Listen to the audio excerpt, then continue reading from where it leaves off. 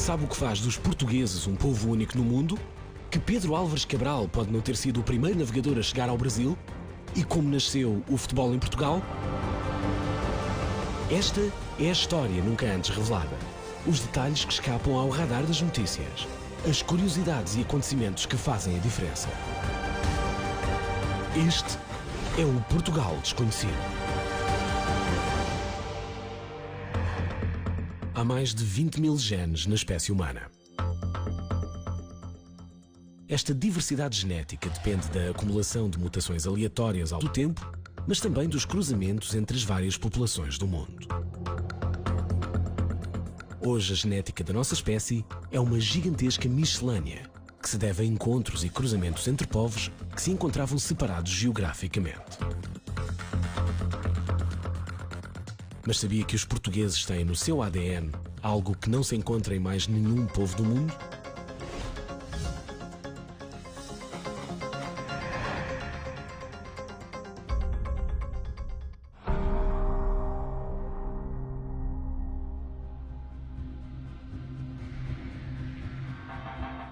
Grande parte da história de Portugal está gravada no seu ADN. Na verdade, existe um carimbo genético exclusivamente português. A nossa história e a nossa assinatura genética única devem-se às migrações populacionais que ocorreram nas últimas dezenas de milhares de anos. Em 1997, uma equipa de cientistas portugueses e espanhóis investiga 3 genes de um conjunto denominado como HLA e faz revelações surpreendentes. Geneticamente, nós somos mais próximos dos bascos, dos espanhóis de Madrid e dos argelinos, nomeadamente do povo berber, mais do que do resto dos povos europeus, mesmo dos mediterrâneos. Mas algo ainda mais surpreendente salta à vista dos investigadores. Os portugueses têm características genéticas únicas e, para compreendê-las, é preciso explicar o que significa o nome A25, B18, DR15. É o nome de uma sequência de variantes genéticos, uma em cada um desses 3 genes HLA, que só existe na população portuguesa e também em menor proporção na América do Norte e no Brasil, trazida pelos portugueses. E para reforçar ainda mais a originalidade da impressão genética portuguesa, é preciso também falar da sequência genética A26, B38, DR13. Esta sequência só se encontrou até hoje em Portugal. Em que medida então é que estas duas sequências genéticas fazem dos portugueses um povo diferente? São como um carimbo genético português, que foi trazido por, pensa-se, 2 populações paleolíticas, portanto há 20 mil anos atrás, que só habitaram Portugal. Devem ter sido vantajosos em termos de resposta imunitária para esses povos e nessa altura. A identidade genética portuguesa constrói-se, no entanto, com influências de povos oriundos de diversas paragens. Também temos sequências genéticas trazidas para Portugal dos berberes do norte da África, há cerca de 6 mil anos atrás, quando ocorreu uma mudança climática drástica no Saara. Tivemos sequências genéticas trazidas para Portugal dos fenícios e dos gregos. E até depois do Império Romano, temos migrações dos germânicos, celtas, romanos e novamente dos berberes. O tráfico de escravos, na altura dos descobrimentos, trouxe para Portugal sequências genéticas da zona subsaariana da África. E até temos em Portugal umas sequências genéticas típicas dos judeus sefarditas. Apesar desta grande mistura de genes, nada poderá tirar aos portugueses a originalidade de possuir um carimbo genético que não se encontra em mais nenhum povo do mundo.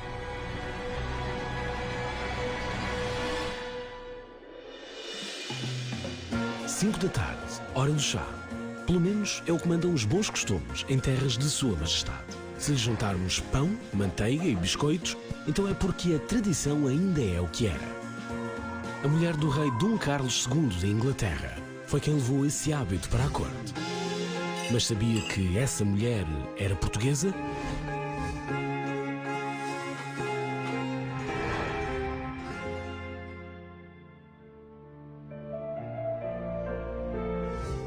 Filha de Dom João IV, Catarina de Bragança vive na corte portuguesa, até a família lhe encontrar um marido de boas famílias. De boda marcada, Catarina muda-se para as Ilhas Britânicas. O homem que a irá desposar é Carlos II, rei de Inglaterra. Como a coroa portuguesa está de costas voltadas com Espanha, a aliança é assim feita mais a norte. Catarina de Bragança é, além de tudo mais, uma figura muito importante na política europeia da época. Portugal ainda está à procura do reconhecimento internacional. E é muito importante, nessa altura, ter um país tão poderoso como a Inglaterra do seu lado, a dizer que sim, senhor, ok, Portugal é independente e já não pertence à Espanha outra vez. E é isto que Portugal procura com o casamento de Catarina. Poucos imaginariam que uma mulher que nem sequer sabia falar inglês pudesse mudar tantos costumes na corte britânica. O que os ingleses talvez não soubessem é que Catarina era uma mulher muito culta. Talvez não imaginassem que alguém que tinha nascido no Alentejo, no extremo da Europa, e que poucas vezes saía do Palácio Real quando se mudou para Lisboa, pudesse ser uma pessoa com tanto mundo como era. O casamento celebra-se a 21 de maio de 1662. Tinha a noiva 24 anos. É a última rainha católica da história da Inglaterra, portanto nunca é bem olhada por isso. E depois, também não é bem vista por ser aparentemente infértil. Ela nunca terá filhos e o rei tinha uma célebre vida extraconjugal e tinha muitos bastardos. No entanto, Catarina vai jogando trunfos noutros tabuleiros. Até ao século XVII, o usual era encontrar utensílios metálicos. E entre os nobres, entre os reis e, enfim, a corte, seria o ouro ou a prata. A porcelana tinha a grande vantagem de conservar o calor dos alimentos. A seguir, vem o chá. Tanto quanto sabemos, é Catarina de Bragança que implementa a tradição de se beber chá de qualidade entre as pessoas mais nobres de Inglaterra. E é interessante também pensar até hoje, como nós dizemos, a falta de chá. Dizemos que alguém tem falta de chá quando não tem educação ou quando não tem maneiras. Tem a ver com a questão do chá ter entrado pela aristocracia. Portanto, separava as pessoas. Quem bebia chá era quem tinha educação. Nenhum destes costumes teria ganho o simbolismo que hoje lhe é atribuído, se não fosse a rainha nascida em Vila Viçosa.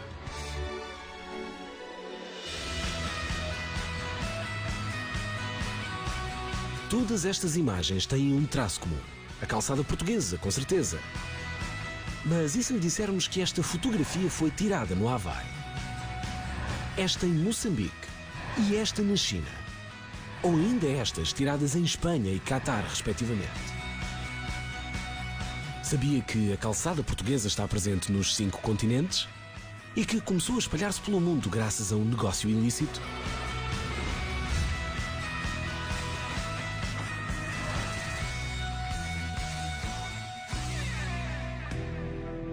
Eis como o calcário se pode transformar em arte. Pancada após pancada, a pedra assume formas de padrões e desenhos que decoram ruas um pouco por todo o mundo.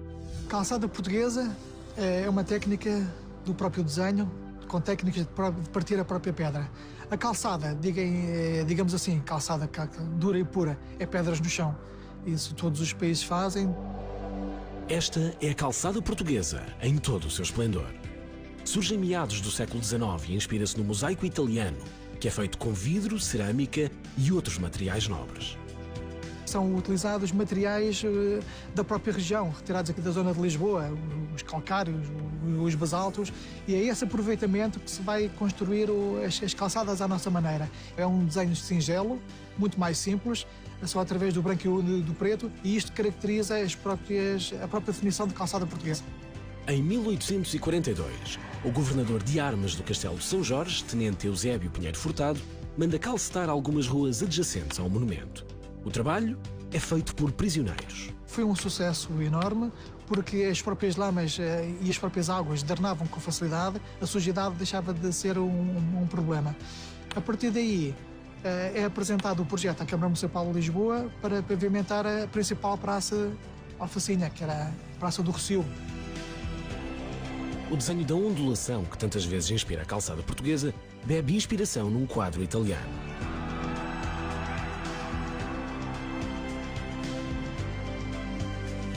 Em 1895, a calçada portuguesa chega a Barcelona graças ao Aldo. Um homem de negócios espanhol afirma ter comprado os direitos de utilização da patente a um comerciante português. O alcaide acredita e a calçada portuguesa consegue pela primeira vez ultrapassar as fronteiras nacionais. Foi uma forma fácil de ganhar dinheiro por um comerciante. Não se pode ressuscitar o termo de calçada portuguesa, já que não existe um inventor específico para esta técnica de pavimentar o chão. Em 1900, é a vez de Paris acolher a calçada portuguesa, por alturas da Exposição Universal que marca o início do século. Aos poucos, vai-se espalhando pelos 4 cantos do mundo e já marca presença em 17 países. Onde há um português, há um pouco de mar, dentro da nossa ancestralidade, e também há um pouco de pedra, porque estas ondas da calçada portuguesa são mar e são pedra, e são a nossa própria entidade. Somos nós. A calçada portuguesa somos nós. Espalhada pelos 5 continentes, é arte viva. É a embaixadora de um país que não se limita às suas fronteiras.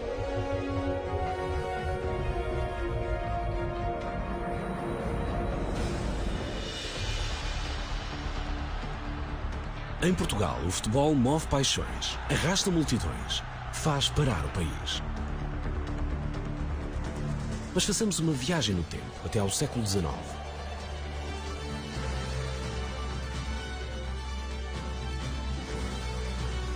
Sabe que equipas se defrontaram na disputa do primeiro troféu em Portugal?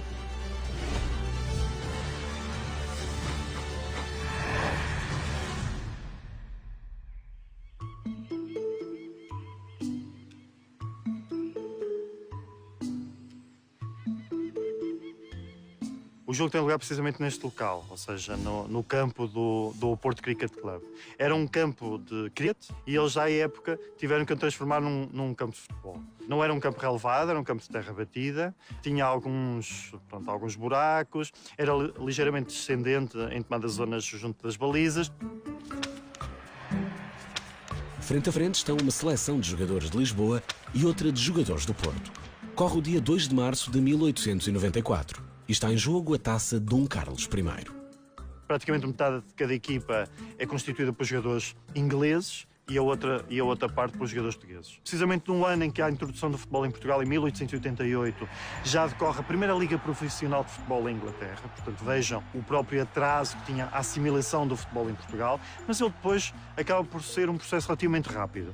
A partida está combinada desde outubro de 1893. No entanto, apenas 6 meses depois se consegue organizar a viagem dos jogadores.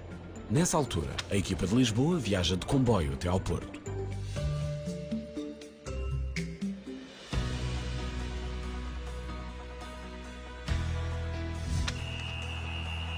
O jogo decorre durante 1 hora, há um primeiro gol de Lisboa que não é reconhecido pelos jogadores do Porto, que se recusam a levar a bola até ao meio campo, e entretanto há um segundo gol de Lisboa que sim já é reconhecido pelos jogadores do Porto, porque à época obviamente não existe a do árbitro como hoje a conhecemos. Era sobretudo pessoas que as equipas procuravam na assistência, pessoas que eram pessoas de bem, pessoas sérias e que tinham esse reconhecimento entre as várias equipas de futebol. O primeiro troféu do futebol português disputa-se num embate com apenas 60 minutos, estes 90 que vêm nas leis do jogo. O que é feito é que a comitiva e o Rei Dom Carlos chegam precisamente já o jogo estava a terminar e as equipas decidiram prolongar um pouco mais o jogo, exatamente para receber, acarinhar e também homenagear o Rei Dom Carlos, que tinha decidido estar aqui e, de alguma forma, reconhecer também a importância do futebol já para a sociedade elitista da época em Portugal. O futebol era, sobretudo, tal como praticamente toda a prática desportiva em Portugal, uma prática das elites. Temos que perceber que nesta época o povo trabalha 7 dias da semana, inclusive ao domingo, e só a partir do decreto-lei, sobretudo, e do início da Primeira República, e de alguma preocupação com o tempo do lazer e o tempo do descanso dos trabalhadores, é que começa a haver esse espaço para a prática desportiva. O primeiro capítulo da rivalidade entre clubes de Lisboa e Porto termina com a vitória da equipa da capital por 1-0. Sem luxos, quase sem táticas, mas com muito amor à camisola. O futebol pode ser belo, mesmo num campo de cricket.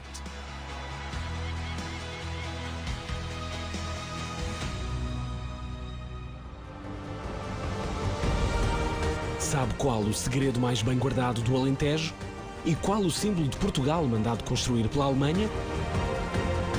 Pessoas que mudaram a história sem ser reconhecidas. Acontecimentos que ajudam a definir a nação tal como hoje a conhecemos. Este é o Portugal desconhecido.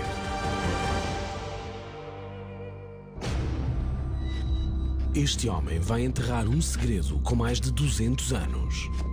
Um cerimonial quase sagrado e ao mesmo tempo genuinamente profano. As garrafas estão prontas para ficar um palmo abaixo da terra.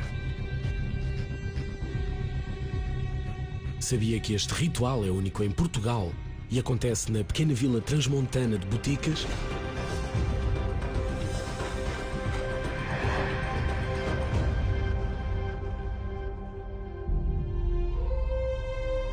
Hoje é um vinho de uma região que é tipicamente muito fria no inverno, muito quente no verão, e isso significa que tem uma acidez pronunciada, tem um leve toque frutado. Não há igual tradição de país e poucas haverá no mundo a obedecer a ritual semelhante. Mas o mais curioso é que este vinho tem características únicas graças a uma descoberta feita ao acaso. O vinho, no fundo, decorre de um acidente histórico. E acidente histórico em todos os sentidos, ou seja, a segunda invasão napoleónica, as pessoas de Boticas tentaram salvar aquilo que eram os seus bens mais preciosos. E entre eles encontrava-se o vinho. O vinho faz parte da alimentação e, portanto, não era propriamente algo que fosse um prazer, mas sim uma necessidade de alimentar. E o que fizeram foi encontrar um subterfúgio que foi enterrá-lo. Nesta zona, as invasões napoleónicas dão-se entre 1808 e 1809. Mas os franceses acabam por ser expulsos. Quando isso acontece, os habitantes de Boticas recuperam as suas habitações e os seus bens. Quando desenterraram o vinho, descobriram um vinho que tinha características completamente diferentes. A grande diferença, e aquela que era fundamental, é que tinha gás. E pela primeira vez descobriram um vinho com estas características, que não fazia parte das tradições da região, e tornou o vinho muito mais excitante, mais alegre, muito mais inebriante. Pois então temos que o vinho dos mortos é enterrado sem gás, mas sai debaixo de terra como um vinho gaseificado. A razão para ter gás não advém do facto de ter sido enterrado. A invasão francesa terá sido na altura das vindimas, portanto, o vinho ainda estaria a terminar de fermentar, significa que ainda teria açúcar, provavelmente, no vinho, e ao ser enterrado com uma parte desse açúcar e com as leveduras ainda, porque foi uma coisa feita à pressa, deu-se uma segunda fermentação em garrafa. Ao estar enterrado, o que isso permite ao vinho é ter uma conservação melhor, porque tem uma temperatura mais constante e está protegido da luz. A luz ultravioleta é um inimigo do vinho. Podemos então agradecer esta maravilha do património gastronómico português à sede de conquista de Napoleão e ao instinto de sobrevivência das gentes de Boticas. Deixa-se curioso que, do facto de um acidente, tenha nascido uma tradição que, não sendo única, é única em Portugal, ou pelo menos foi a primeira e a única que tem tradição histórica, acabou por criar um estilo de vinhos e uma particularidade que ainda hoje é mantida.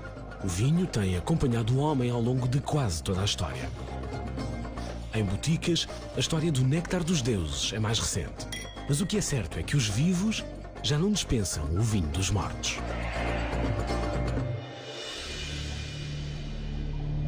Este voraz predador vive no Atlântico Norte em águas cujas temperaturas variam entre os 2 e os 8 graus. O seu habitat natural situa-se entre a Terra Nova, no Canadá, e a Islândia e a Noruega, na Escandinávia. Estamos a falar do bacalhau, o fiel amigo, prato típico português. Mas como terá este peixe ganho o estatuto de símbolo da gastronomia do país se apenas existe no Atlântico Norte?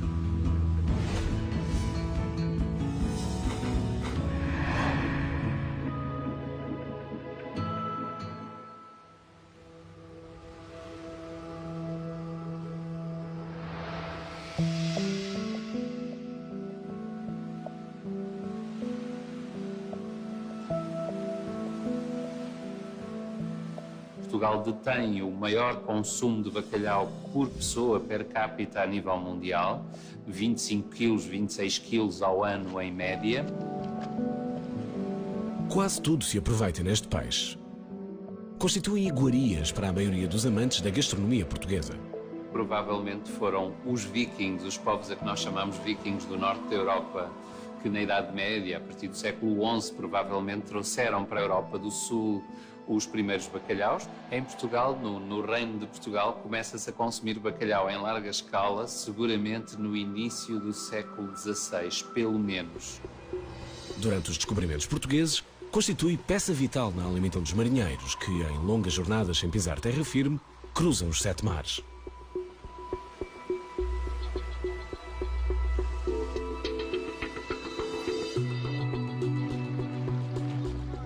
Um alimento de consumo socialmente transversal embora a partir do século XVIII se tenha tornado claramente um alimento das classes populares devido à necessidade de uma proteína animal que substituísse a ausência de carne e a dificuldade de acesso a peixe fresco, sobretudo.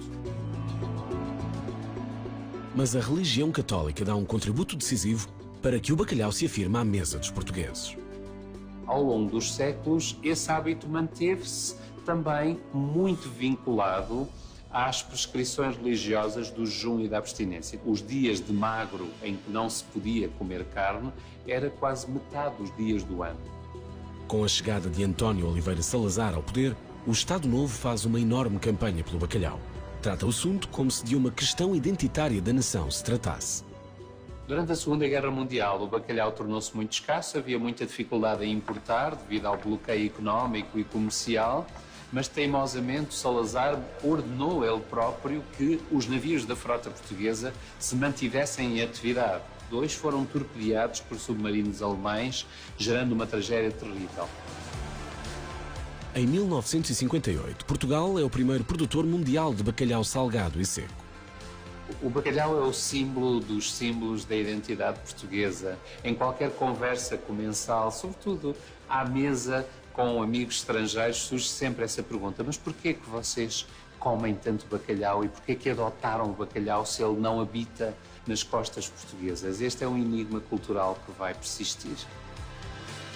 E o bacalhau vai persistir à mesa dos portugueses, por muito longe que estes homens de ferro em barcos de madeira o tenham de ir buscar.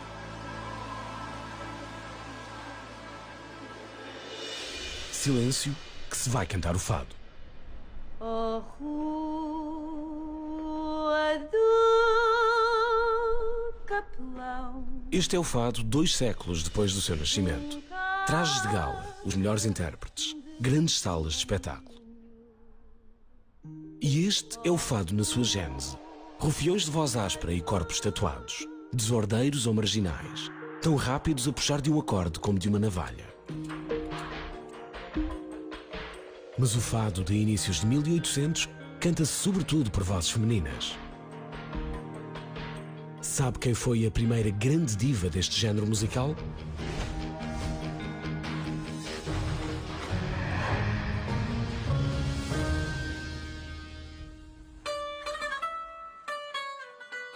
É difícil determinar a origem do fado. Há quem diga que o fado veio dos marinheiros para os bairros históricos, há quem diga que teve influência árabe, ou de sons africanos ou brasileiros. Na verdade, ninguém sabe de onde é que ele vem ainda. Mas para mim, o fado é genuinamente português e ponto final. O fado aparece no início do século XIX em ruas e vielas mal frequentadas. Os primeiros cantores gostam tanto de música como de vida boémia. Muitos deles passam mais tempo atrás das grades do que em palco a cantar. A primeira diva deste género é uma prostituta da capital. Os seus dotes vocais tornam-se tão conhecidos em Lisboa quanto o seu alegado romance com o Conde do Vimioso. Oh, Rua do Capelão. A Maria Severa é o primeiro grande mito do fado. Morreu muito jovem, com 26 anos, mas inspirou outras músicas e também o teatro e o cinema. Como te chama? Severa. Graças a Severa, as prostitutas fadistas passam a ser presença assídua em festas da corte. E graças também aos burgueses endinheirados, claro está, que as levavam para apimentar as celebrações. O fado saiu das tascas e das tabernas e chegou às elites sociais na década de 1840. A canção cresce e divulga-se, mas mais tarde, em 1926, a ditadura militar impõe a censura a qualquer forma de expressão artística. E o fado não é exceção. O fado foi censurado, assim como a maior parte da criação artística daquela altura. Não interessava que fosse uma mensagem popular ou social subversiva. Fado, futebol e Fátima são os 3 Fs do Estado Novo. Enquanto o povo tiver com que se entreter, não se intromete na política. Houve um interesse político no crescimento do fado. O Salazar percebeu que se podia colar à popularidade das vedetas do momento e que isso seria muito benéfico. Destino, sorte, fatalidade. Assim se escreve a história desta arte, impulsionada por marginais e meretrizes. que nasceu para conquistar o mundo. E agora silêncio, que se vai cantar o fado. Oh, meu cigano adorado, viver abraçada ao fado, morrer abraçada a ti.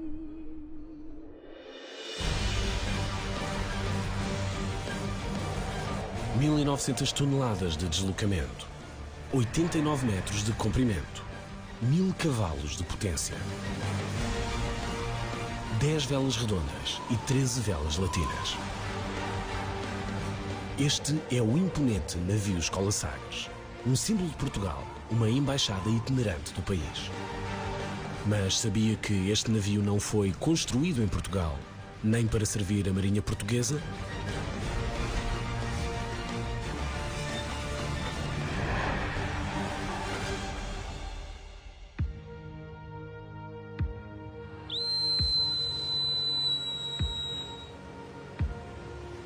30 de outubro de 1937.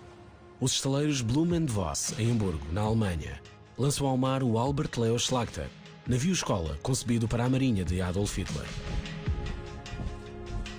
No final da guerra, os navios alemães foram partilhados pelos aliados, Estados Unidos, União Soviética e Inglaterra, e o Albert Leo Schlachter permaneceu em Bremerhaven, foi depois cedido em 1948 à Marinha do Brasil para mitigar os prejuízos de guerra causados pelos submarinos alemães à sua marinha mercante.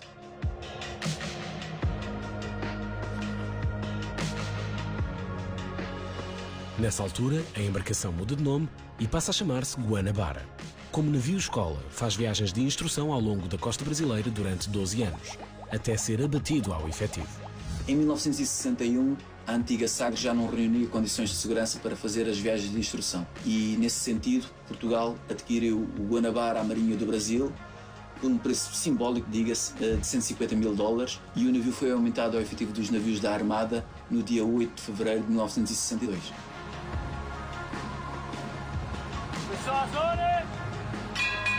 A 23 de junho do mesmo ano, o navio chega a Lisboa, já com o nome de Navio Escola Sagres. Nestes 55 anos ao serviço de Portugal, o navio Escola Sagres percorre mais de 600 mil milhas náuticas, o equivalente a mais de 28 voltas ao mundo.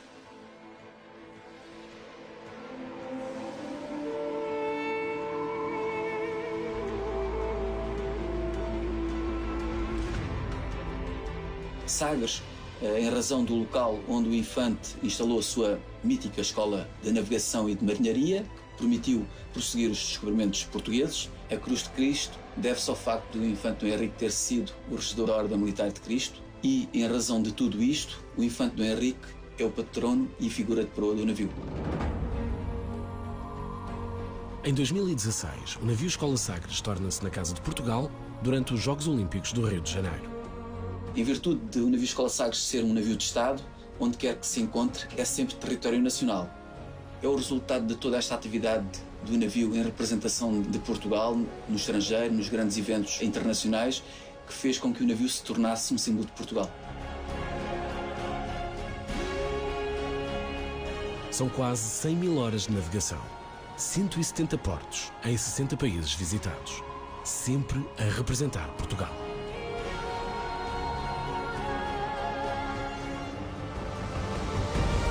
Sabe qual foi a primeira tarde de glória da seleção portuguesa de futebol?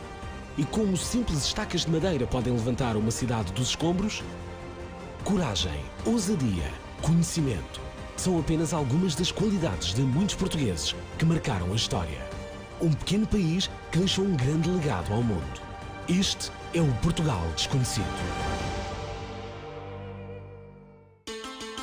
Está com fome? Então talvez seja melhor não ver as imagens que se seguem.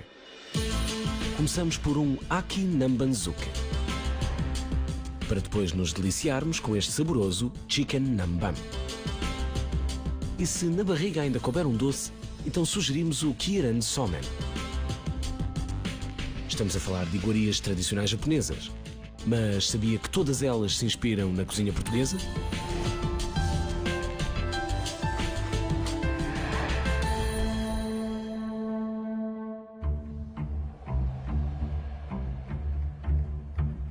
Passamos a traduzir. Aki Nambanzuke não é mais do que um simples escabeche à portuguesa. Neste caso, feito com cavala. Os japoneses tratavam os portugueses por namban e depois esse termo passa para a gastronomia por uma série de pratos que os portugueses influenciaram a cultura japonesa. Seguindo esta linha de pensamento, Chicken Namban é frango à portuguesa e Kiran Somen corresponde aos deliciosos fios de ovos. Muitos portugueses acham que a gastronomia japonesa é apenas sushi. Estão completamente errados. A gastronomia japonesa é talvez das mais ricas do mundo.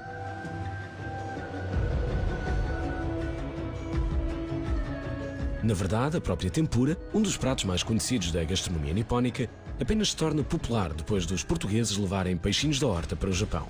Muitos portugueses acham que a tempura provém da palavra tempero. Nós temos mais de 6.000 palavras no dicionário japonês que são de origem portuguesa, mas a tempura estava relacionada com uma limitação religiosa, com uma proibição religiosa, que eram as 4 têmporas. E acho que a palavra provém daí, muito também levada pelo processo de evangelização que os jesuítas tiveram no Japão. Quando os jesuítas pisam solo nipónico em 1543, apercebem-se da extrema pobreza em que vive o povo e decidem missionar através da comida. A comida tem sempre esta característica fantástica, é nos ligar, garantir que somos capazes de olhar nos olhos uns dos outros e a partir daí comunicar. É mais fácil comunicar quando nós estamos a comer e de preferência coisas boas. Eu acho que esta técnica da panagem através da farinha e da água foi trazida pelos portugueses, muito ligada a esta proibição religiosa de se comer carne nestes dias e por isso usava-se o peixe e alguns legumes e para trazer magia usou-se esta técnica de panar e de fritar. A tempura é talvez dos preparados japoneses que mais exemplifica, é espelho daquele povo. Um povo que leva tudo à perfeição. Para adoçar a boca, falta ainda referir a cassutera. Eles fazem lá um bolo, que é o bolo de Castela, que é muito parecido com o nosso pão de ló. Há muitas versões do nosso pão de ló feitos com matcha, que é o chá verde. O que a maior parte destes pratos tem em comum, quer seja em Portugal, quer seja no Japão, são artes de conservação. Nós, através do vinagre, conseguimos garantir a conservação dos produtos. E nós, portugueses, somos exímios nisto. Portugal e Japão, separados pela geografia, unidos pela culinária. Um mundo de semelhanças à mesa, entre dois povos tão distintos. Edford, Falcon, Marley, MG Canelas, Olda, Sado, Alba, FAP. Sabe o que têm em comum todas estas marcas de automóveis? Sabia que só nos anos 50 do século XX houve 16 marcas criadas, desenhadas e construídas neste país?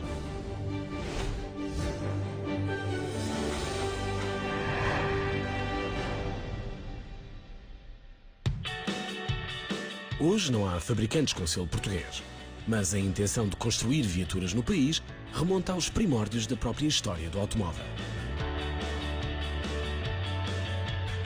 A partir dos anos 30 surgem a Edford, a Marley e a Alba. Nos anos 50 aparecem o IPA 300 e a DM.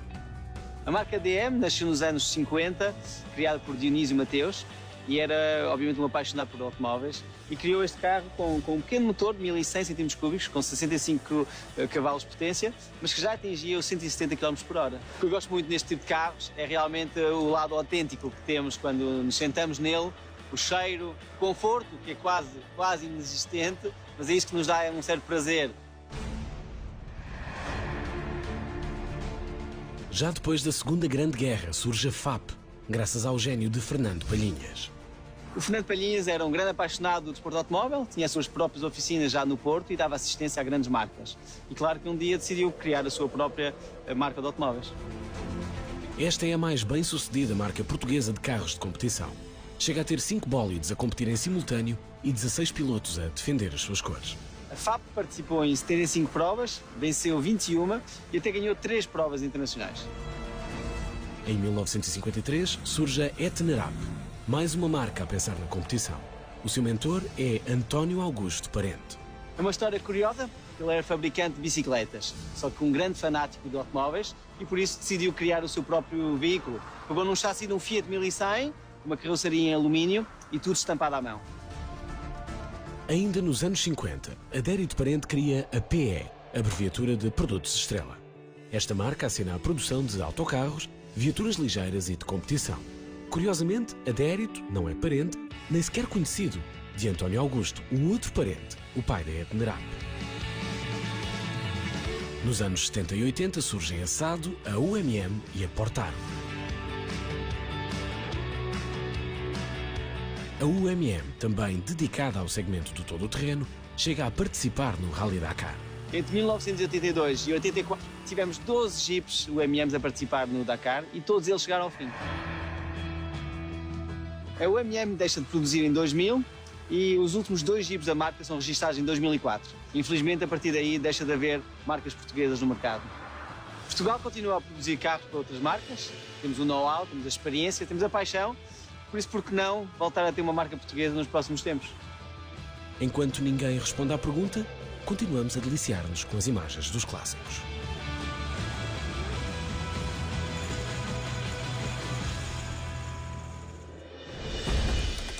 Este hotel termal, agora em ruínas, já foi um paraíso para quem busca curas milagrosas. Acreditava-se que as suas águas eram capazes de sarar até as maleitas mais resistentes. Mas isso foi há quase 100 anos. O que tinham estas águas de tão especial?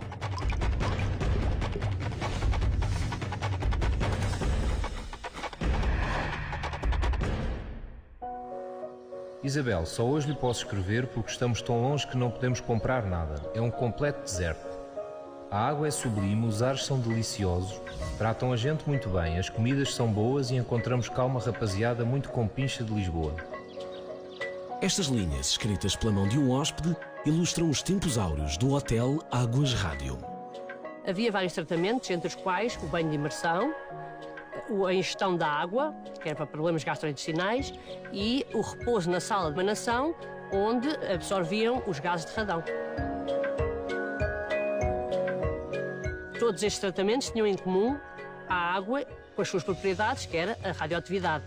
A água da fonte milagrosa tinha indicação para várias doenças.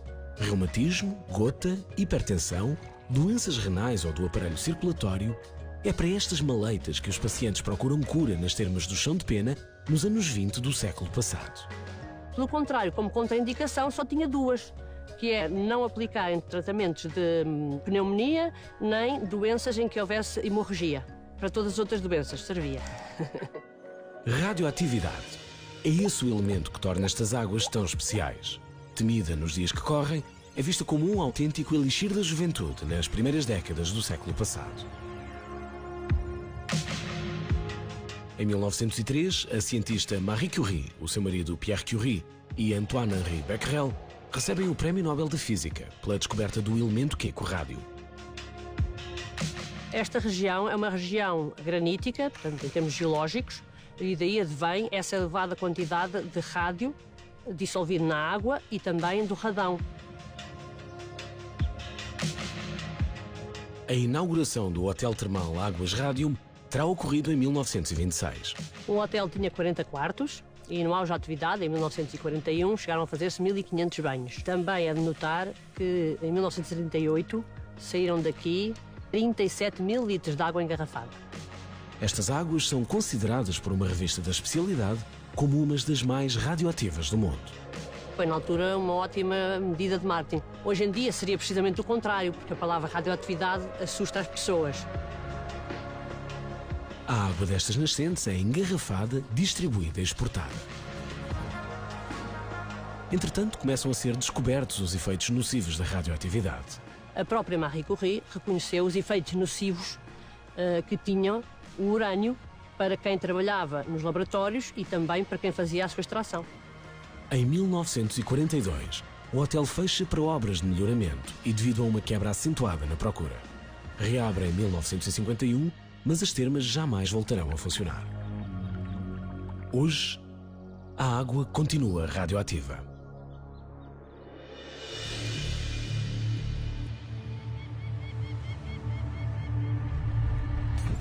(1 de novembro de 1755, a Terra treme 3 vezes no espaço de 10 minutos e arrasa Lisboa. Hoje a tecnologia antissísmica já equipa edifícios com amortecedores eletrónicos ou vigas de ferro e de aço. Mas no século XVIII, nada pode salvar a capital portuguesa. Depois da catástrofe, materiais frágeis à primeira vista assumem papel de destaque na reconstrução. Como podem muitas das estruturas criadas há 250 anos ainda segurar literalmente parte da capital portuguesa?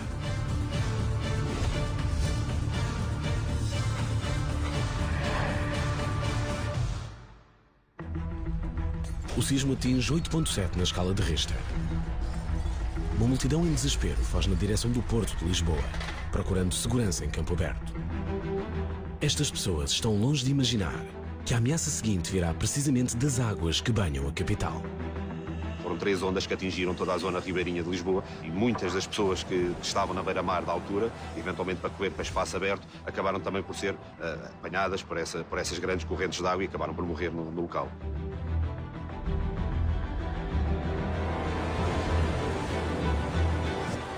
E quando parece que já nada poderá piorar este cenário, eis que surgem as chamas. Aquilo que o sismo não destruiu, ou que as águas não levaram, é agora consumido pelo fogo.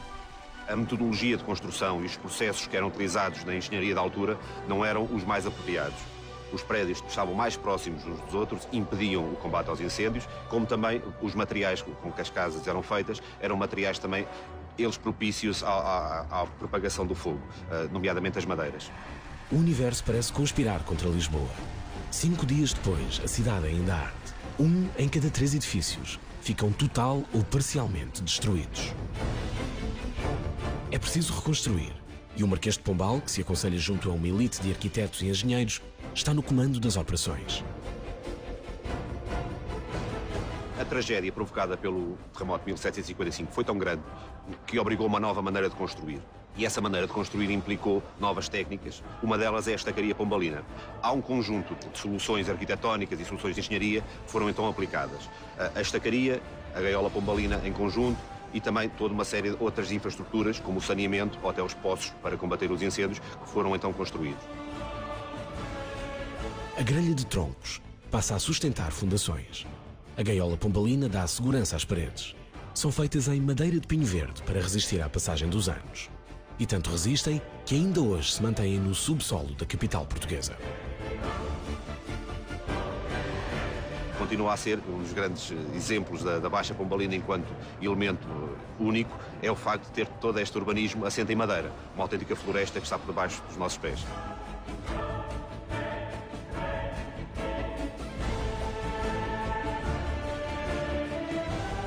Uma das situações que causa mais admiração ao público prende-se com a conservação da madeira debaixo do solo. Neste caso, essa conservação só é possível porque os níveis de umidade são muito grandes. Toda a madeira que se encontra submersa tem uma degradação muito mais lenta. E nós sabemos isso porque 250 anos após a colocação de algumas, nós continuamos a ter exemplares perfeitamente conservados que foram descobertos em escavações arqueológicas. Lisboa demora 100 anos a ser reconstruída. A maioria dos especialistas defende que um sismo como o de 1755 pode acontecer a qualquer altura. Mas a verdade é que, até hoje, a natureza ainda não pôs à prova a visão de futuro do Marquês de Pombal.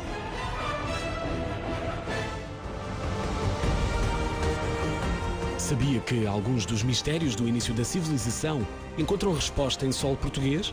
E que a descoberta do Brasil poderá ter um capítulo secreto? Esta é uma viagem por acontecimentos que marcam a história de Portugal. Um périplo com personagens que os manuais não podem ignorar. Este é o Portugal Desconhecido.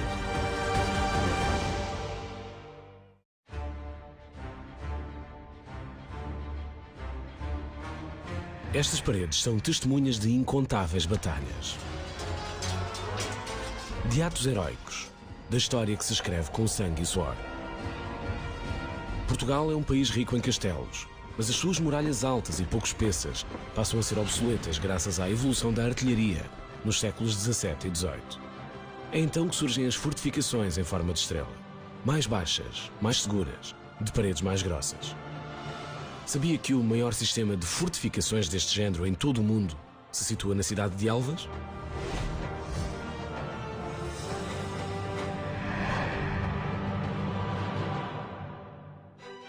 (8 a 10 km de perímetro, 300 hectares de área. É esta a grandeza das muralhas da cidade de Elvas. Elvas era denominada, foi denominada a partir do século XVII como a chave do reino, porque era a chave para entrar em Portugal. Estamos fronteira com a Espanha, mais perto de Lisboa, e para conquistar Portugal era necessário conquistar a cidade de Elvas. O engenheiro holandês Cosmander, auxiliado por outros mestres, inicia o projeto no século XVII. É preciso defender a chave do reino dos invasores espanhóis. Já era facilmente bombardeável a cidade e as fortificações de Elvas. Portanto, é imperioso que aqui se construa uma grande fortificação. Em 1763, depois da Guerra dos Sete Anos, o rei Dom José I diagnostica várias lacunas na defesa nacional. Então que o Marquês de Pombal chamou um militar anglo-alemão para resolver o problema. O Marquês de Pombal vai refortificar toda a fronteira do país. Quando chega a Elvas e percebe que Elvas é a chave do reino e tinha-o sido desde o século anterior, vê a necessidade de construir uma grande fortificação a norte. São precisos quase 30 anos, 6.000 homens, 4.000 animais e 767 contos de reis para concluir a obra. O Marquês de Pombal lança um imposto de 8% às cargas que chegam ao Porto de Lisboa. Com esse 8% consegue acabar a construção da Praça do Comércio e construir todo o Forte da Graça em Elvas. Quem olha ao longe para esta estrutura talvez vislumbre apenas uma pequena edificação. À época, as forças inimigas poderiam até julgar que seria fácil tomá-la de assalto, mas estão longe de imaginar o que as espera. O Valerré inventa, digamos assim, um canhão que dispara para baixo, que era algo de inovador. Numa colina tão íngreme como esta, não seria efetivo um tiro para cima se o inimigo estivesse já perto do forte.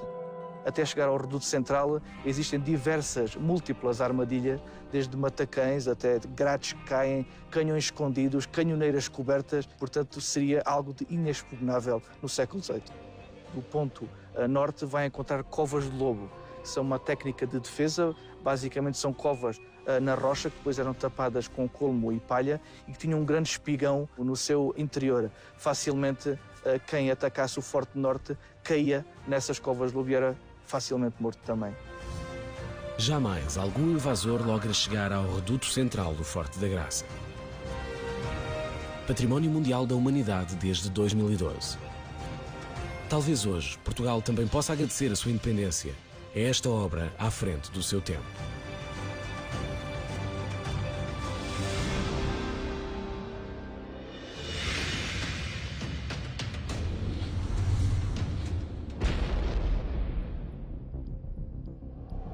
Há várias formas de ganhar uma guerra. A mais usada é a força bruta. Mas há exceções. Sabia, por exemplo, que o povo de Monção expulsou o exército castelhano apenas com pães?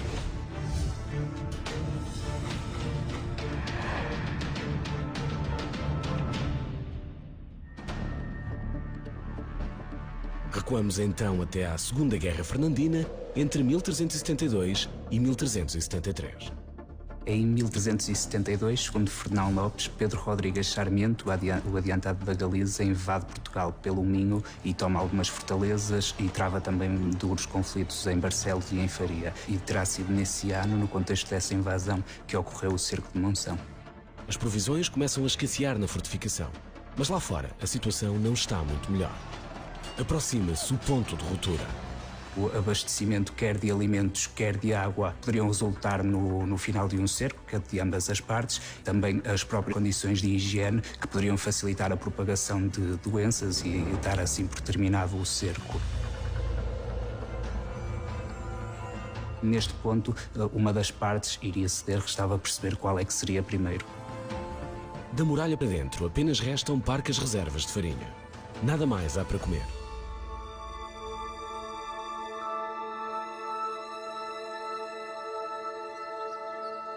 E é nesse momento que a mulher do alcaide se assume como líder.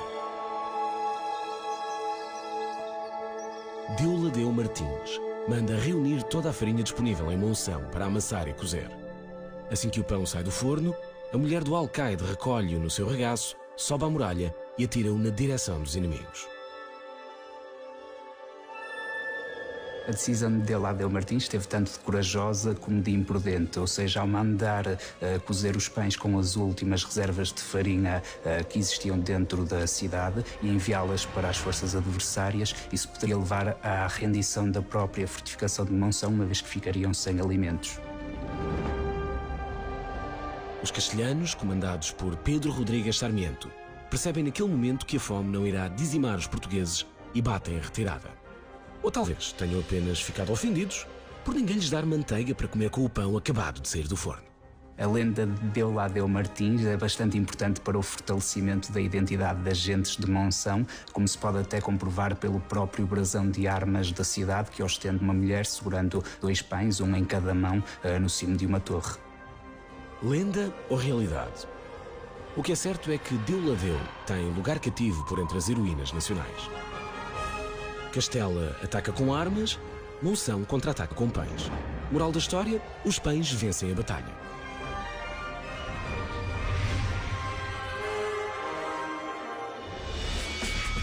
A luta, nas suas diversas formas, é quase tão antiga como o próprio homem. É uma marca cultural que muitas vezes se confunde com a identidade dos povos. Por exemplo, estes senhores apenas querem uma boa galhofa. Mas galhofa à moda de Trás-os-Montes implica boa preparação física, uns valentes tombos e determinação para chegar à vitória. Sabia que a galhofa é a única luta corpo a corpo de origem exclusivamente portuguesa?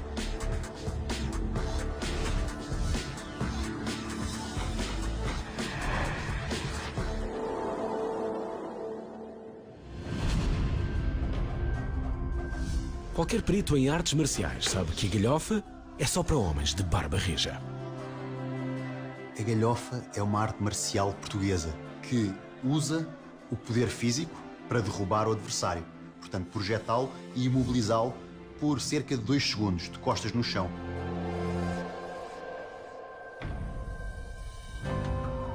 Os povos celtas que povoam parte da Península Ibérica são os criadores desta forma de passar serões entretidos.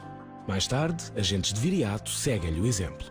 A galhofa era a arte marcial de eleição de Viriato, que ele usava para a seleção dos homens, porque, além de ser muito física, requer também muita parte mental. Havia um termo muito específico na galhofa, que é o termo manha. O homem tinha mais manha, o que fazia com que um homem de 60 quilos pudesse vencer um homem de 60 e tal quilos.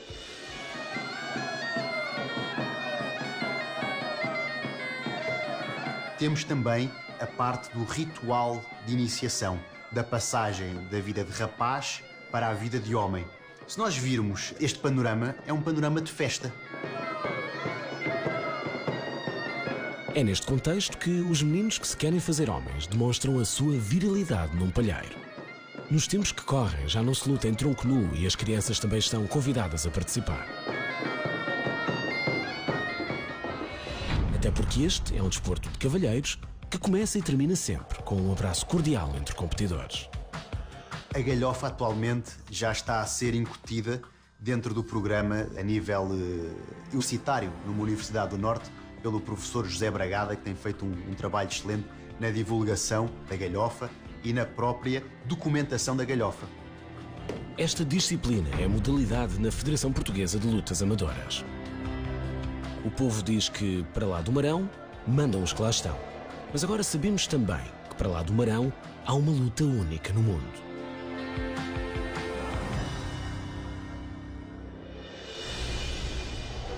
Este é o Cromlech de Stonehenge, no Reino Unido. Provavelmente o mais famoso monumento megalítico do mundo. E este é o Cromlech dos Almendres, em Évora. Desconhecido por muitos, é o maior da Península Ibérica, o segundo maior da Europa, e impressiona pelo seu bom estado de conservação.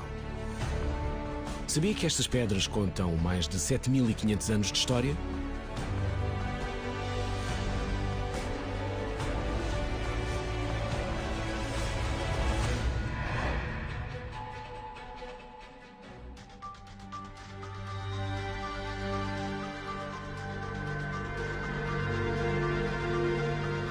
É um monumento excepcionalmente maior que a maioria dos recintos megalíticos na Península Ibérica.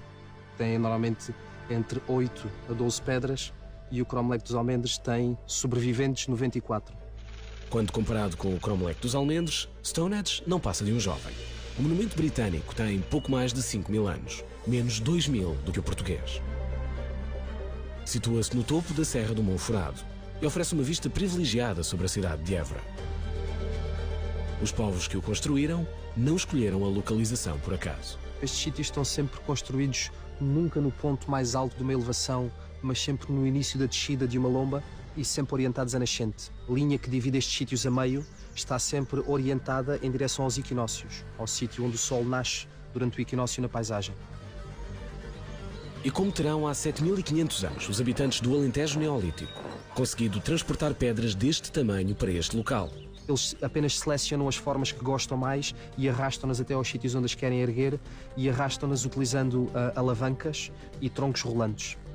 Na verdade, algumas das pedras, principalmente na parte de baixo do monumento, são tão pequenas e naturalmente arredondadas que elas podem ser roladas sobre si próprias. São 94 monólitos, descobertos em 1964 pelo investigador Henrique Leonor Pina, enquanto procedia ao levantamento da Carta Geológica Gal. Estas pedras podem parecer grandes, mas elas são, na verdade, algumas das pedras mais pequenas que vocês vão ver em monumentos megalíticos do Alentejo. E nesta altura as pedras vêm de muito próximo, de afloramentos graníticos. Esta forma é uma forma natural que resulta de milhões de anos de erosão da chuva e do vento. Durante o período Neolítico, a Península Ibérica assiste à sedentarização progressiva dos seus povos. Os caçadores sazonais passam a cultivar terras e a criar o seu próprio gado. Isto dá origem ao crescimento da complexidade do tecido social e respectivos rituais. A arqueologia acredita que se realizavam aqui celebrações religiosas, mas atendendo à pouca cultura material que é identificável em escavações arqueológicas, nós não conseguimos determinar como é que se processava essa liturgia religiosa. 10 dos monólitos apresentam gravuras em relevo. As gravuras nesta altura são bastante simples e focadas principalmente num conjunto de 5 símbolos, círculos, retângulos, crescentes lunares, báculos e linhas ondulantes. O Cromlech dos Almendres é testemunha da época histórica na qual se dá a maior mudança no modo de vida da humanidade. A transição das últimas sociedades de caçadores-recoletores para as primeiras sociedades sedentárias de pastores e agricultores é aquilo que mais me fascina. Este é o momento em que nasce a arquitetura, a matemática, a astronomia, imaginemos a filosofia também, a religião organizada. Portanto, é para mim um dos momentos mais interessantes da história do homem. Muito já se sabe acerca do Cromlech dos Almendres, mas por mais investigação que se faça, talvez nunca se venha a descobrir todos os segredos que estas pedras poderiam contar.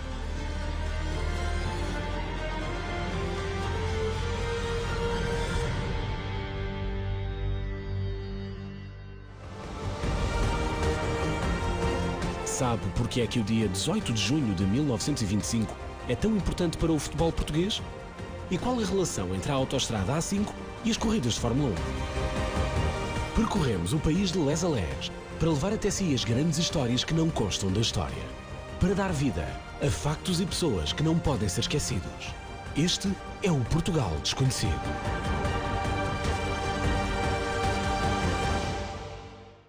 James Blunt, John Lennon, Elvis Presley, Bruno Mars ou Taylor Swift são algumas das estrelas que já usaram o ukulele nas suas composições. Mas sabia que o ukulele talvez nem existisse, não fosse a audácia de um grupo de portugueses? –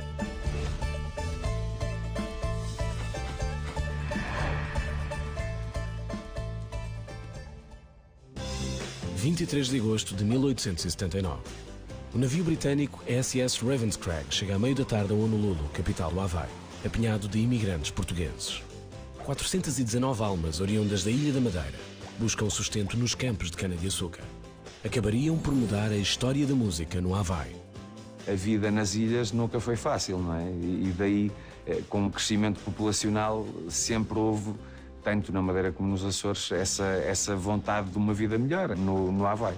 João Fernandes, José Correia e Augusto Dias são 3 dos aventureiros a bordo. Querem vencer no novo continente, mas não esquecem as suas raízes. Estes 3 portugueses chegaram ao Havaí e já eram construtores de instrumentos do machete de Braga, do Braguinha, na Madeira.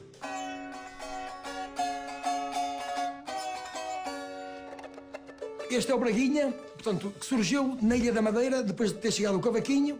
As diferenças para o cavaquinho são as seguintes. O Braguinha é ligeiramente mais pequeno, tem a escala sobreposta e a afinação, o tuning, é diferente do cavaquinho. Na alegria da chegada, começaram a tocar o Braguinha e aquilo foi imediatamente um sucesso nas ilhas do Havaí. Aos olhos dos havaianos, os dedos dos madeirenses parecem pulgas saltitantes. Daí o nome ukulele, que na língua autóctone do Havaí quer dizer pulga saltitante. Até o rei achou um piadão àquele instrumento com aquele som, com aquela sonoridade. A irmã do rei Kalakaua, do Havaí, terá dito que uku significa prenda e lela significa vir. Daí que ukulele também possa significar prenda que veio de longe. O sucesso é tão grande que Augusto Dias acaba por se dedicar ao fabrico de cavaquinhos no Havaí, tal como Manuel Nunes, outro dos seus companheiros de jornada a bordo do SS Ravenscrag.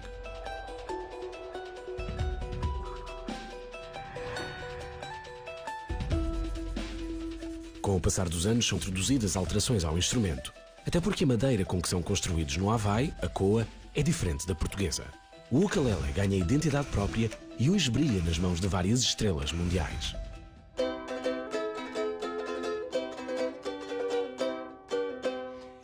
Este é o ukulele, é ligeiramente maior, começou a usar cordas de nylon e a afinação Lá, Mi, Dó, Sol.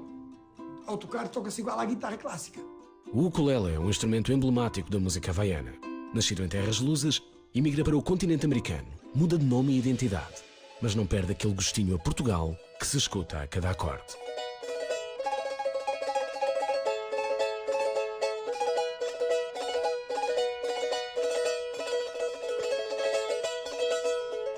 Sou da terra do Virarai. Se queres dançar o vira vai. Se queres dançar o vira vai. A língua de Camões tem mais de 800 anos de história. É idioma oficial em 8 países e na região autónoma de Macau, para além da pátria-mãe. Pam, Rosário, Botão, Capitão, Chabón, Tabaco. Todas as palavras anteriores soam a português, mas não são portuguesas. Sabia que, na verdade, estamos a falar de vocábulos japoneses?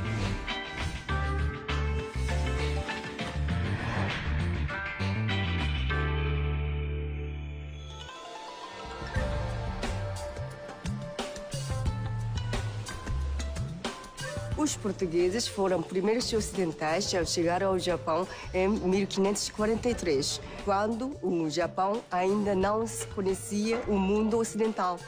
Então deixou muitas marcas, novidades na sociedade japonesa. Talvez isto possa explicar como é que um país do outro lado do mundo tenha tantas palavras de origem portuguesa. Boro, Bidoro, Cristo.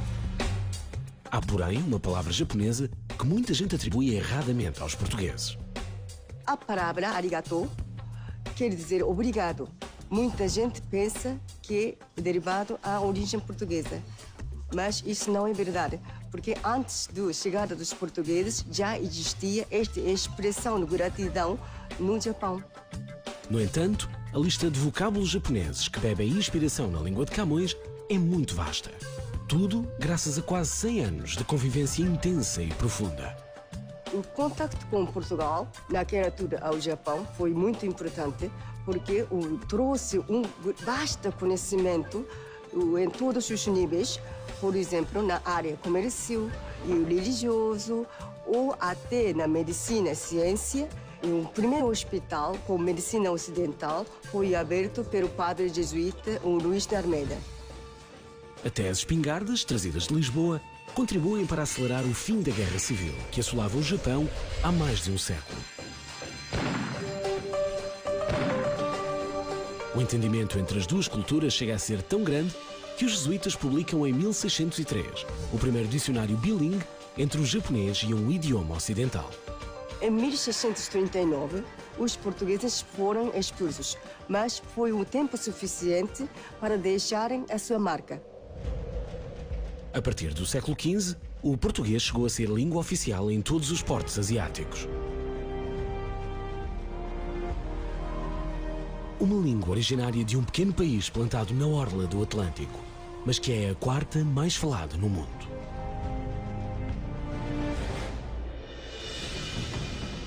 Este é o Carnaval do Rio de Janeiro, o maior carnaval do mundo. Chegam a estar 2 milhões de foliões por dia na rua. É uma celebração que atrai quase 1 milhão de turistas todos os anos à cidade maravilhosa. Mas sabia que este carnaval tem a sua origem em tradições genuinamente portuguesas?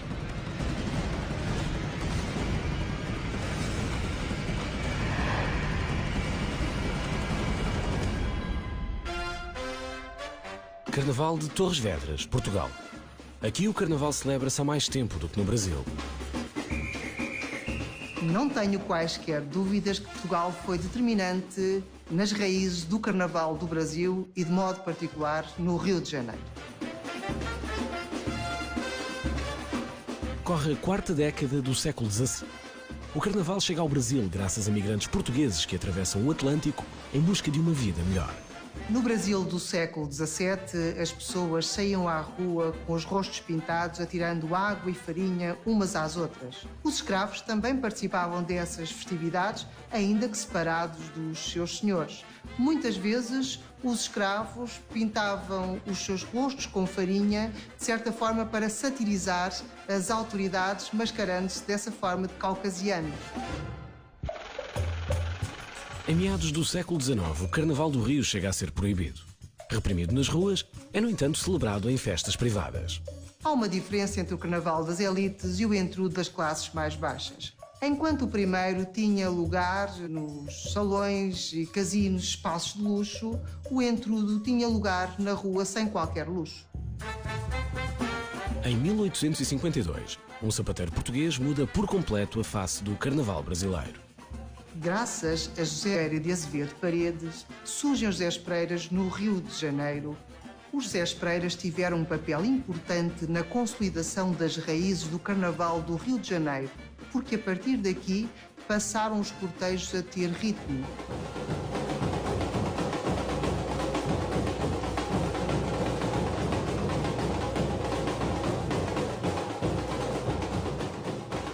Em 1853, o ator e dramaturgo brasileiro Francisco Correia Vasques compra peça musical na qual o José Pereira assume em particular destaque. A partir daí, a música chega definitivamente ao Carnaval.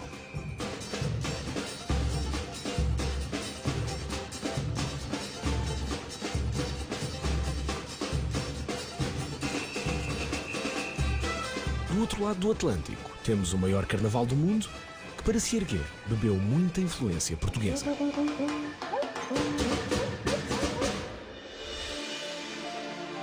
Posse de bola para Portugal, vai Éder, chuta, chuta, chuta!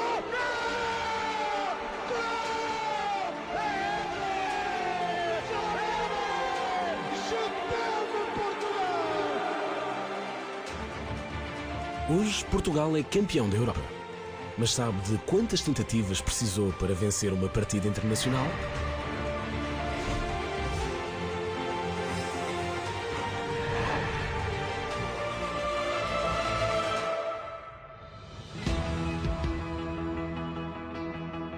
18 de junho de 1925. Portugal realiza o 5º jogo internacional da sua história. Tem como adversário a seleção italiana, tida por muitos como uma das mais fortes do velho continente. O futebol italiano começou no século XIX, a nível oficial. O campeonato começou em 1898. O português, a nível regional só, 1906. Portanto, o futebol italiano pratica uma grande vantagem. O primeiro jogo da seleção italiana é de 1910 e o primeiro da seleção portuguesa é em 1921. Antes desta partida, Portugal apenas disputara outras 4 de caráter internacional. Todas contra a Espanha, todas com o mesmo resultado: derrota para a equipa das esquinas. Os italianos, com base naquilo que os jogadores espanhóis tinham dito sobre Portugal, Portugal não era grande espingarda, por assim dizer, achavam que estava no papo. E a verdade é que entraram um bocado convencidos da sua superioridade e isso tal não não se verificou. Ambas as equipas alinham com 2 defesas, 3 médios e 5 avançados. Uma tática impensável nos dias que correm. O 3-2-5 era uma tática bastante utilizada. Não havia nuances. Na altura, toda a Europa jogava assim. Era frequente haver resultados muito desnivelados, entre o 6 e o 7-0, coisa que agora é muito pouco frequente. O campo do Lumiar está cheio com 15 mil almas sedentas de ver Portugal bater o pé à congénere transalpina. Às 6 da tarde está tudo a postos para o pontapé de saída. Não é como agora que há metro, as pessoas tinham que ir pelo seu próprio meio a pé ou então de autocarro elétrico. E a verdade é que o jogo era costume o estádio encher 3 horas antes. Mas na altura encheu meia hora, 20 minutos antes. O primeiro momento de êxtase para a multidão acontece aos 39 minutos da primeira parte, depois de um pontapé de canto. O guarda-redes italiano afasta mal a bola. Esta sobra para João Francisco Maia. E o avançado do Sporting não perdoa. Está feito 1-0. A segunda parte foi avassaladora. Os italianos dominaram por completo. Tiveram inúmeras ocasiões de gol, inúmeras mesmo. E, de facto, o guarda-redes Francisco Vieira foi o homem que nos salvou. Ao ponto de, no final do jogo, os italianos o terem de agraciado, por assim dizer, porque foi uma exibição fora de série. Portugal consegue resistir à pressão dos italianos e chega à primeira vitória internacional. Os adeptos irromperam o campo adentro e, obviamente, puseram os jogadores todos em ombros e foram com eles até aos balneários. É uma vitória inesquecível, um pouco à imagem também do gol do Éder com a França no Euro 2016.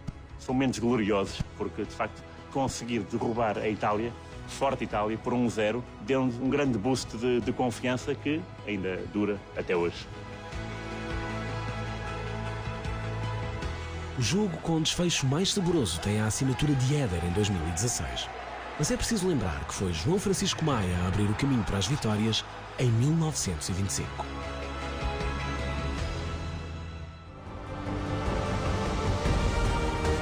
Sabe de quem era o sangue derramado durante o golpe de Estado mais pacífico de sempre? E qual a teoria mais surpreendente acerca dos descobrimentos portugueses? Os segredos trancados a 7 chaves. Os mistérios nunca antes desvendados. Os heróis que não buscaram um lugar na história. Este é o Portugal desconhecido.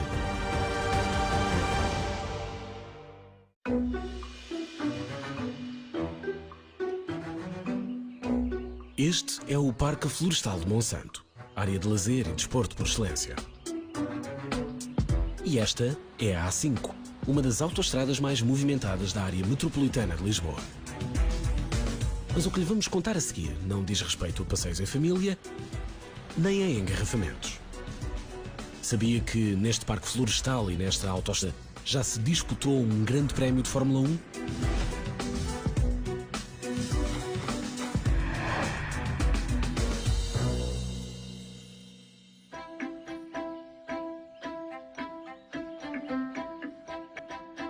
23 de agosto de 1959. 16 bólides estão alinhados na grelha de partida. Está tudo a postos para o Grande Prémio de Monsanto em Fórmula 1. Aqui em Monsanto, a primeira vez que apareceu o Fórmula 1 foi um evento muito grande, era novidade e havia muitos apaixonados do desporto automóvel. 5.440 metros de pista, 9 curvas, 62 voltas, mais de 2 horas de corrida.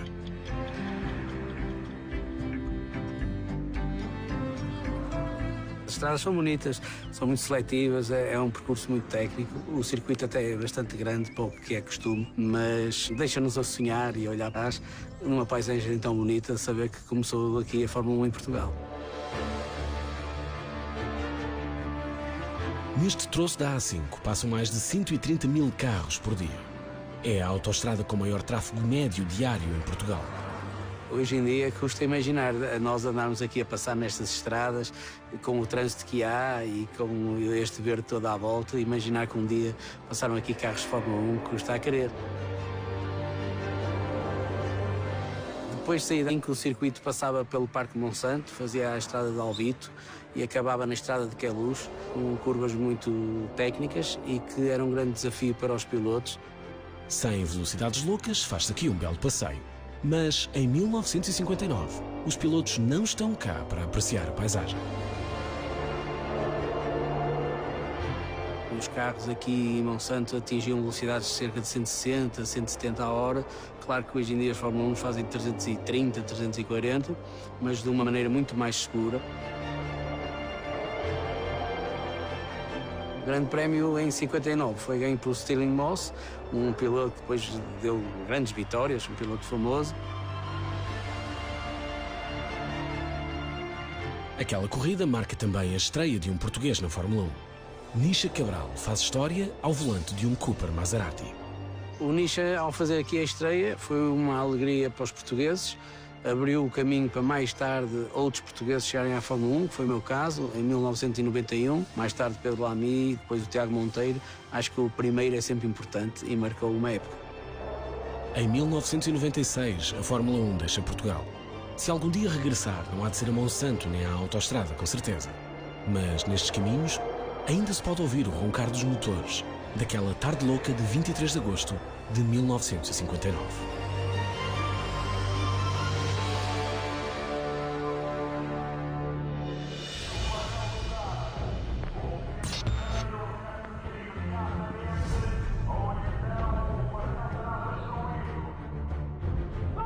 25 de abril de 1974. O movimento das Forças Armadas ocupa vários pontos estratégicos em Lisboa. As forças leais ao regime rendem-se sem oferecer resistência. A população celebra na rua, numa espécie de arruada com carros militares à mistura. Marcelo Caetano, presidente do Conselho de Ministros, entrega-se por volta das 7h30 da tarde. Termina a ditadura do Estado Novo.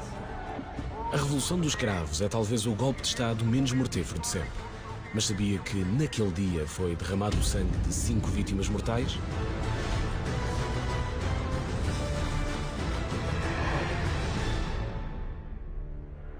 Uma e meia da tarde. Grupos de jovens começam a descer a rua António Maria Cardoso, onde fica a sede da PIDE-DGS, a polícia do regime. Os jovens que no dia 25 de abril desciam a António Maria Cardoso gritavam sobretudo palavras contra a polícia política, a PIDE, morte à PIDE. E também já havia algumas frases contra a guerra colonial. Estamos num momento extremamente importante, assustador. Por volta das 3 da tarde, registram os primeiros disparos vindos da sede da PIDE. Tombam 3 manifestantes. Um acaba por morrer. Fomos obrigados a fugir. Por volta das 20 horas, houve 9 tiros e foi aí, nessa altura, que no posto de comando, o comandante Crespo resolve mandar fuzileiros a António Maria Cardoso para que isso deixe de acontecer. Não houve rendição. Não houve rendição. A fúria das balas da Polícia do Estado rouba a vida a mais 3 pessoas e fere outras 43. Aí é que eu acho que a PIDE-DGS, ao fim e ao cabo, assinou o seu fim em Lisboa. O inspetor Oscar Cardoso, que estava na sede da PIDE com mais cerca de 300 elementos, disse, depois do 25 de abril, ao ser interrogado, que Silva Paes, que era o chefe da PIDE, teria dado ordem de tiro se houvesse desacatos, mas tiros para o ar. Fernando Carvalho Gesteira, 18 anos.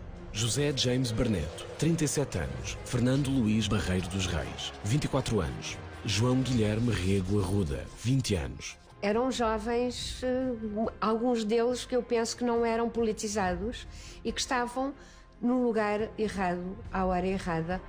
Falta ainda contar a história de mais uma vida perdida naquela noite. Trata-se de António Lage, 32 anos, membro da PIDE. Estava a ser revistado por algumas pessoas da população porque se encontrava armado. Terá entrado em pânico, fugiu e a tropa disparou.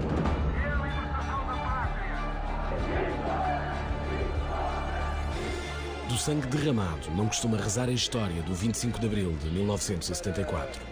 Mas as vidas perdidas naquele dia serão para sempre testemunhas do país acabado de nascer.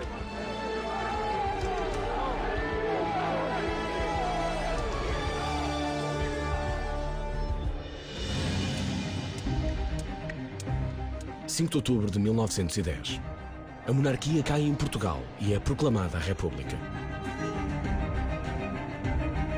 Muda-se o hino, a bandeira e a moeda. É criado um busto que simboliza os novos ideais vigentes. Sabe quem é a mulher que serve de inspiração ao busto da República?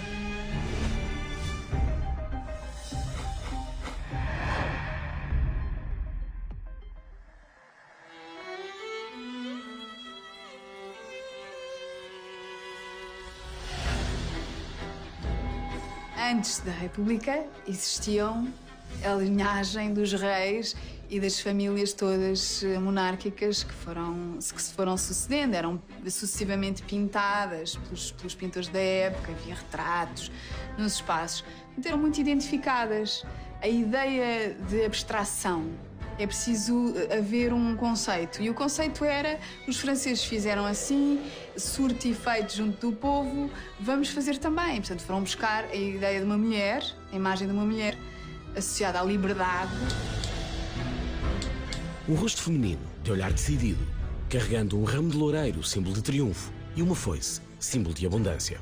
Abre-se um concurso, concorrem 9 escultores. Quem ganhou o concurso foi Francisco Santos.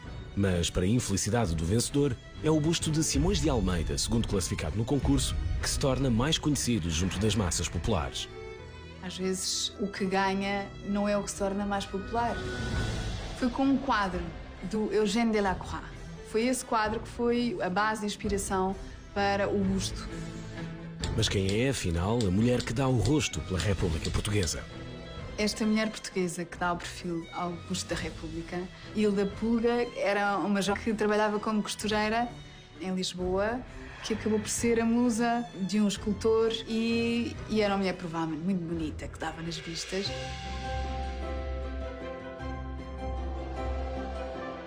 Natural de Arraiolos, teria 18 anos quando posa para o escultor.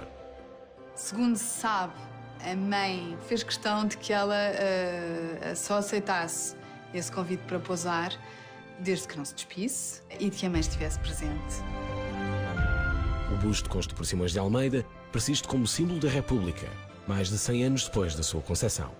Ao contrário do que acontece muito em França, em que se vão mudando as musas inspiradoras do busto da República, já foi a Catherine Deneuve, já foi a Sophie Marceau, mas pronto, em Portugal não, nós somos um país conservador e portanto está feito o busto da República, não se mexe mais no busto da República. Vamos fazer um busto da República para o futuro, é apenas a possibilidade de mexer um pouco com a arte. Porém, ao olhar para esta escultura que representa a vitória do novo Portugal sobre o velho, percebemos que esta mulher anónima viverá para sempre.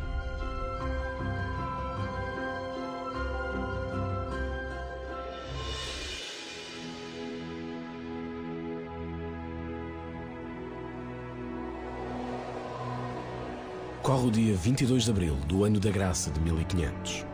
Pedro Álvares Cabral desembarca no Brasil e dá início a um dos mais importantes capítulos dos descobrimentos portugueses. Mas sabia que, ao contrário daquilo que ensinam os manuais de história, pode não ter sido este o primeiro navegador português a chegar ao Brasil?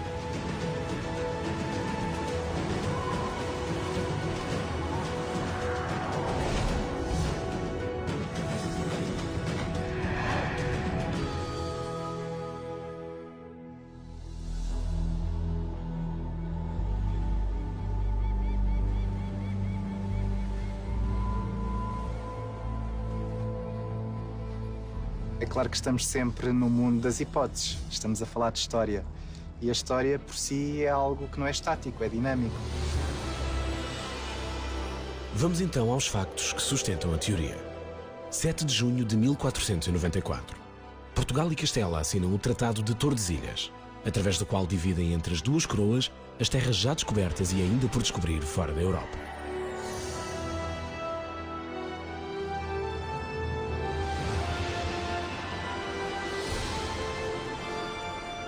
Acima da linha dos 27 graus de latitude, até uma extensão de 370 léguas a oeste de Cabo Verde, era pertença de Portugal. Tudo o resto pertenceria à Espanha. Porquê 370 léguas? Porque é a distância considerada necessária pela coroa portuguesa para que os navios provenientes dos territórios ultramarinos possam efetuar a viagem de regresso ao reino. Mas seria preciso tanto?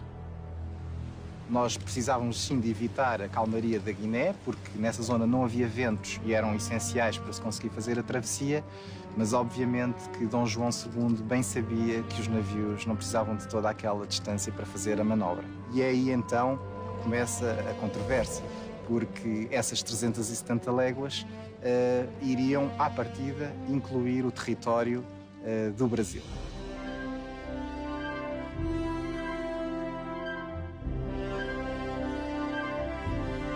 Castela aceita as condições do tratado, por não acreditar que haja terra firme dentro do espaço reclamado por Portugal. Mas se Dom João II sabe da existência do Brasil, por que não anuncia imediatamente a sua descoberta? O tratado foi assinado a 7 de junho de 1494. No entanto, havia uma cláusula em que havia ali um período de carência, ou seja, se os espanhóis encontrassem alguma terra, mesmo dentro da área que nos estava consignada até ao dia 20, essas terras ficariam debaixo da alçada de Castela.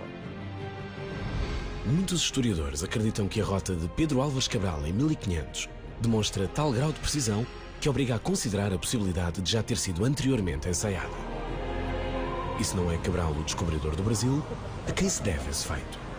O Esmeralda Situ Orbis é um manuscrito de Duarte Pacheco Pereira, que durante muitos anos esteve desaparecido e que é de facto um regimento náutico com toda a informação sobre as descobertas que ele fez e, nomeadamente, esta hipotética viagem secreta ao Brasil.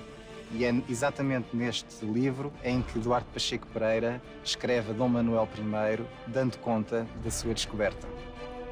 Oficialmente é Pedro Álvares Cabral quem descobre o Brasil a 22 de abril de 1500. As restantes dúvidas e considerações ficam apenas para apaixonados pela história, como nós.